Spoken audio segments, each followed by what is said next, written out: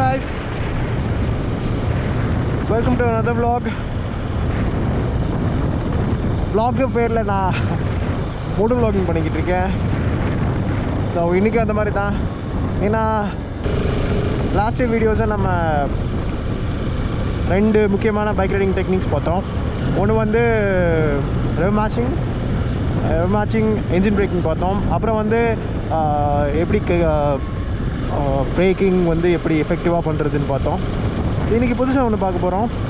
இன்றைக்கி சண்டே அப்படியே ஜாலியாக மதியம் திடீர்னு பைக் எடுத்து வெளியே வர்றது தோணுச்சு, வந்துட்டேன். ப்ளஸ்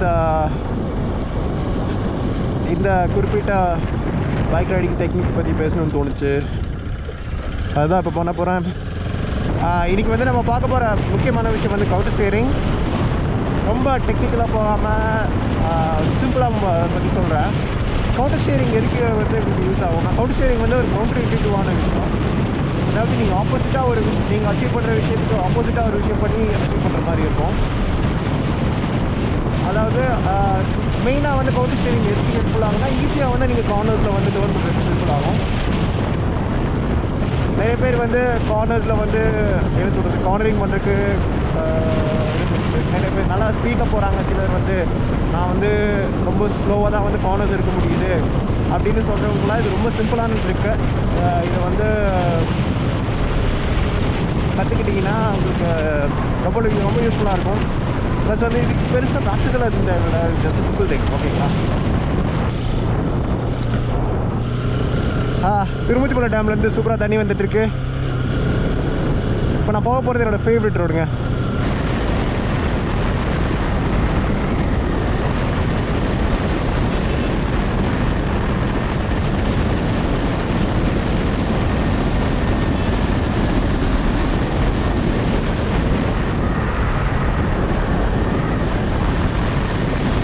ஆல்சோ நான் வந்து கவுண்டர் ஸ்டியரிங்கை பற்றி பேசும்போது வந்து கவுண்டர் ஸ்டியரிங்க்கு முக்கியமான இன்னும் சில விஷயம் சொல்லிடுறேன். பேசிக்கான நம்ம ரைட் பண்ணும்போது வந்து நிறைய பேர் வந்து ஹேண்டில் பார்ஸை வந்து ரொம்ப ஸ்டிஃபாக பிடிச்சிப்பாங்க. ரொம்ப தப்பான விஷயம். எப்போவுமே வந்து உங்கள் பாடி, அதாவது அப்பர் பாடியை வந்து எப்போவுமே வந்து நீங்கள் யூஸாக வச்சுக்கணும். அப்போ தான் உங்களால் ஈஸியாக வந்து பைக்கை ஓட்ட முடியும். ப்ளஸ் வந்து உங்களால் ஈஸியாக வந்து மெனுவர் பண்ண முடியும். அதாவது டோன்ஸில் சரி, இப்போ ஏதாச்சும் கூலி கொண்டு வருதுன்னு வச்சுக்கோங்களேன். அப்பா இவ்வளோதான் லோட் ஆற்ற முடியுமாடா தட்டு.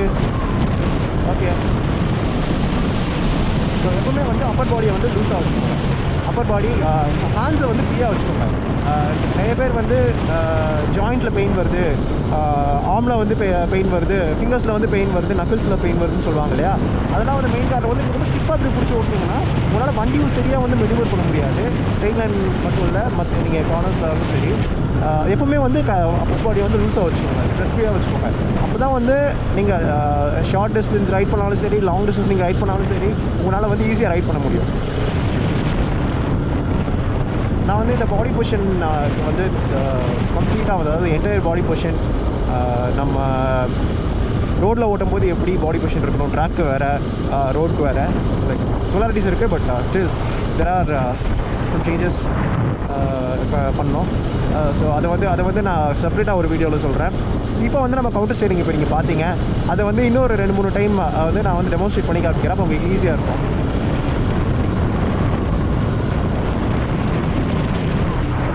செம்ம தண்ணி போகுது. ஸோ ஆக்சுவலி நம்ம வந்து திருமூச்சிமலை டுவர்ட்ஸ் போயிட்டுருக்கோம். இருந்து ஒரு 1 கிலோமீட்டர் தான் வரும். அந்த ரூட் போனோன்னா கொஞ்சம் ஸ்லோ கார்னர்ஸ் இருக்கும். நம்ம திருமூச்சிமலை இப்போ போக வேணாம்னு நினைக்கிறேன்.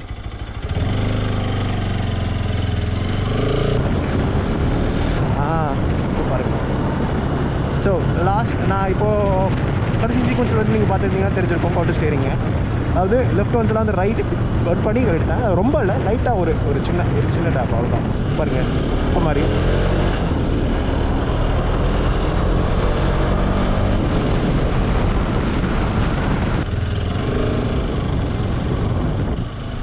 எப்படி ரோட் சூப்பராக இருக்கா?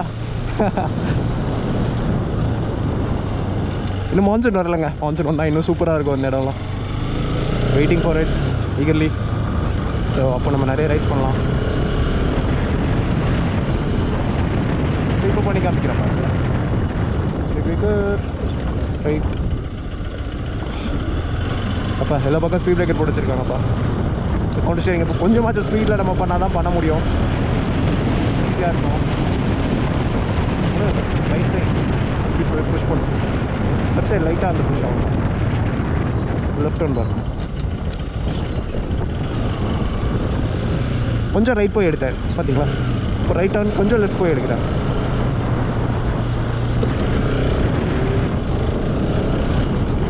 யாருமே இல்லாத ரோட்டில் இருக்கோம்.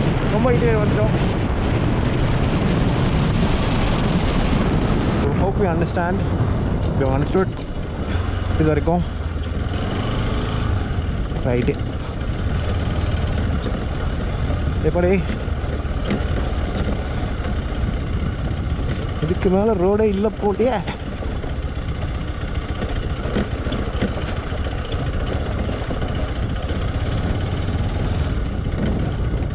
இந்த ரோட்ஸ்லாம் நான் வந்தது இல்லைங்க. பார்ப்போம் எங்கே போகுதுன்னு. ரோட்ஸ்லாம் திரும்பிடலாம்.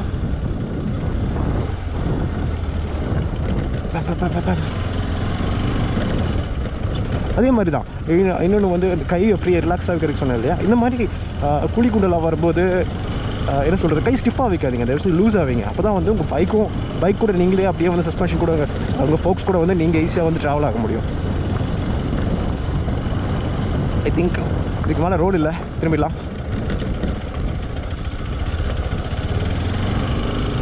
போகணும் தான் சார் இருக்குது. பட் ஸ்டில் இந்த விஷயத்தை எக்ஸ்பிளைன் பண்ணணுன்னா இந்த ரோட் செட் ஆகாது. நீங்கள் எப்போயுமே ரைட் போகிற நீங்கள் வந்து சோலோ ரைடாக தான் போவீங்க அப்படின்னா வந்து நீங்கள் வந்து உங்கள் ஃபுட் இருக்கு இல்லையா, ஃபுட் பால்ஸ் இருக்கு இல்லையா, அதை வந்து கரெக்டாக புஷ் பண்ணி நீங்கள் வந்து உங்கள் ஃபுட் பைக்ஸில் வச்சுக்கோங்க. ஓகே, அதை வந்து நான் தெளிவாக தனியாக எக்ஸ்பிளைன் பண்ணுறேன். உங்கள் பாடி போஸ்டர் வந்து எப்படி இருக்கணும் அப்படின்னு சொல்லிட்டு. So talking about handle pass பார்த்தீங்கன்னா உங்களுக்கு நாட் ஜஸ்ட் என்ன சொல்கிறது, லோ செட் ஹை செட் இருக்குது. டிஃப்ரெண்ட்டாக ஹேண்டில் பாஸ் இருக்குது. டிபெண்ட்ஸ் ஆன் நீங்கள் வந்து எதை ப்ரிஃபர் பண்ணுறீங்க அப்படின்னு. க்ரூசர்ஸ்னால் வந்து உங்களுக்கு இன்னும் மேலே இருக்கும். ஸோ என்ன சொல்கிறது, எவ்வளோ தூரம் நீங்கள் வந்து பாடி பேக்கை வந்து நீங்கள் பெண்ட் பண்ணாமல் இருக்கீங்களோ அவ்வளோ தூரம் வந்து உங்களுக்கு ரிலாக்ஸ்டாக ஓடுற மாதிரி இருக்கும் வண்டி. ஸோ அதான் வந்து மெயின் டிஃப்ரென்ஸ். கவுண்டர் ஸ்டீரிங் இன்னொரு டைம் நான் வந்து எக்ஸ்பிளைன் பண்ணுறேன், டெமான்ஸ்ட்ரேட் பண்ணுறேன். ஏன்டா 7 கிலோமீட்டர் வந்துருக்குறேன்.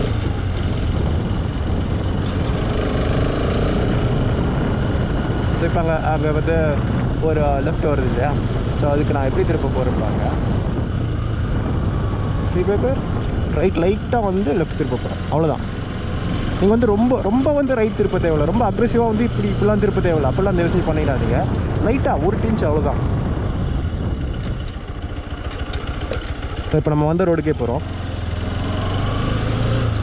அப்படி பண்ணும்போது உங்கள் வந்து ஃபிங்கர்ஸு, உங்கள் நகிள்ஸு, உங்கள் வந்து ஆமையே வந்து நீங்கள் வந்து ரிலாக்ஸ்டாக வச்சுக்கோங்க. எப்போவுமே வந்து உங்கள் ஆம் ரிலாக்ஸ்டாக வச்சிங்கன்னா உங்களால் வந்து ஈஸியாக வண்டி ஓட்ட முடியும். நியூ ரைடர்ஸ்னாலும் சரி, உங்களுக்கு ஓல்டு ரைடர்ஸ்னாலும் சரி, உங்கள் ஆம் வலிக்குது, நக்கிள்ஸ் வலிக்குது லாங் ரைடில் அப்படின்லாம் இருந்துச்சுன்னா உங்களுக்கு ஒரே ஒரு காரணம் தாங்க, உங்கள் பாடி பொசிஷன், உங்கள் அப்பர் பாடி பொசிஷன் சரியில்லை அப்படின்னு தான் இருக்கும். இப்போ நம்ம ரைட் எடுக்கிறேன், லைட்டாக லெஃப்ட் ரீச் பண்ணி ரைட் எடுக்கும்போது எனக்கு வந்து இன்னும் ரொம்ப ஈஸியாக இருக்கும். ஸோ உள்ள யாரும் இல்லை. ஸோ நான் ஏதோ என்ன சொல்கிறது, ஸோ நம்ம அட்வான்ஸாக வந்து நம்ம இதையும் பார்க்கலாம். என்ன சொல்கிறது, நீ டவுனிங்லேருந்து அந்த விஷயம்லாம் இருக்குது. அதெல்லாம் வந்து என்ன சொல்கிறது, ஃபர்ஸ்ட் வந்து இந்த மாதிரி விஷயம்லாம் கவர் பண்ணுவோம், அப்புறம் வந்து அதுக்கு பார்ப்போம். ஸோ இப்போ ரைட்டே போவோம்.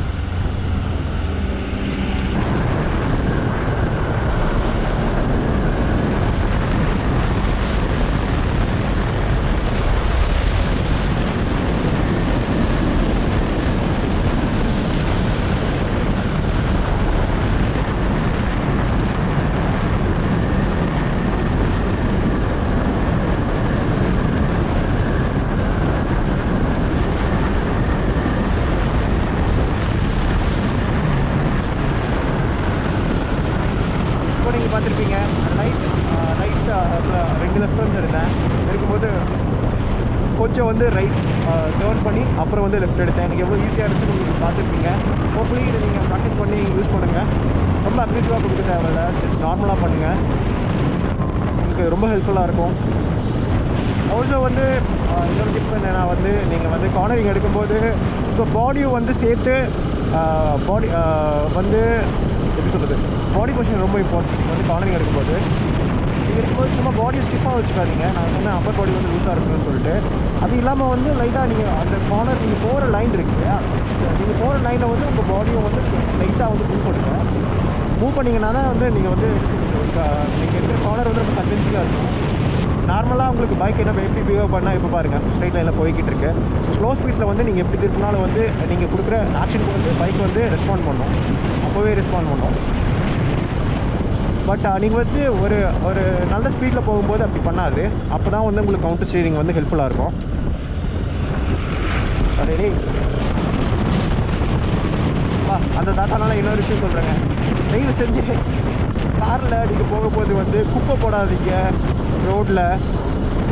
நீங்கள் whatever நீங்கள் ஏதாச்சும் சாப்பிட்றீங்க, ஏதாச்சும் பாலித்தீன் கவர்ஸ் அந்த மாதிரி இருந்ததுன்னா உங்கள் காருக்குள்ளேயே வந்து நீங்கள் வந்து ஒரு சின்ன பின் மாதிரி வச்சுக்கோங்க. அதில் வந்து போட்டுக்கோங்க. அப்புறம் வந்து தனியாக டிஸ்போஸ் பண்ணிக்கோங்க. இந்த மாதிரி போடாதீங்க. நிறைய பேர் வந்து ஏதாச்சும் லிக்விட் ஐட்டம்ஸ் அந்த மாதிரி இருந்து போடுவாங்க. அது வந்து பைக்கர்ஸ் மேலே படும். பைக்கர்ஸ் மட்டும் இல்லை, எந்த ஓட்டி மேலே படும். காருக்கு மேலே பட்டுச்சுனாலும் ஒரு பிரச்சனை தான்.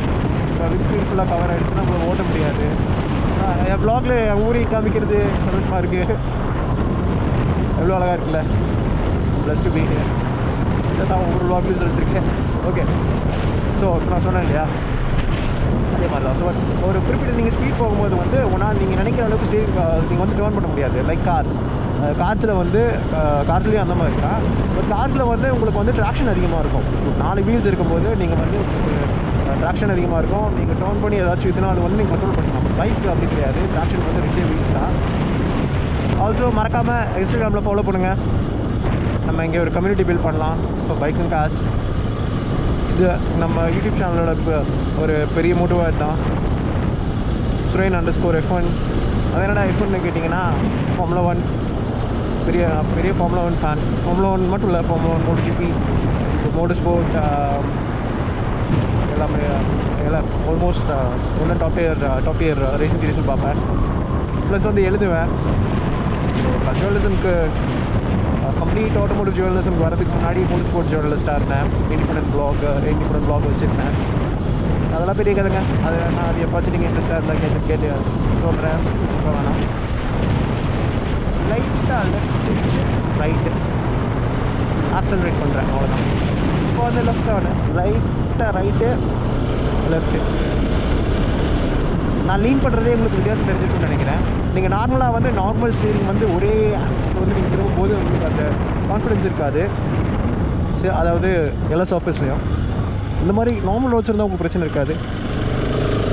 பட் இப்படி பண்ணிங்கன்னா உங்களுக்கு கான்ஃபிடென்ஸும் அதிகமாகும் மெயினாக. ப்ளஸ் வந்து நீங்கள் வந்து கார்னரில் வந்து ஸ்பீட்ஸ் கொஞ்சம் அதிகமாக கேரி பண்ணலாம் சேஃபாக.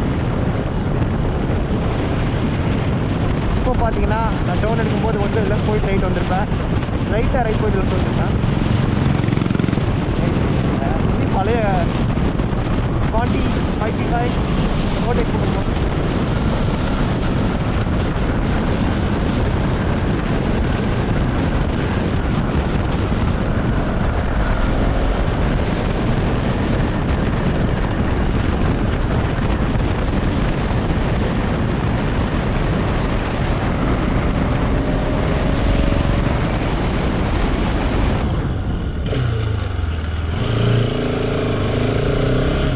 இப்போ தெளிவாக பார்த்துருப்பீங்கன்னு நினைக்கிறேன்.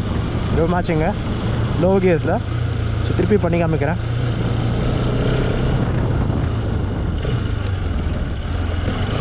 அவ்வளோதாங்க, சிம்பிள். இதுக்கு தான் இவ்வளோ பெரிய ஸ்பீட் பிரேக்கர்ஸ் போட்டு வச்சுருக்கானுங்க தெரியல. இப்போலாம் செம அனாயிங்காக இருக்குது.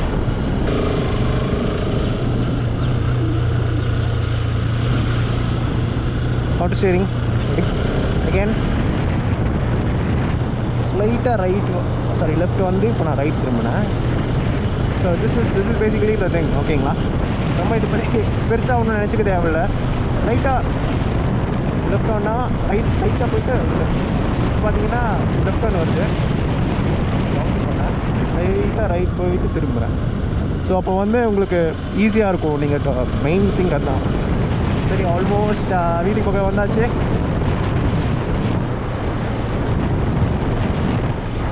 See you guys again again திருப்பி சொல்லிட்டு பாய்.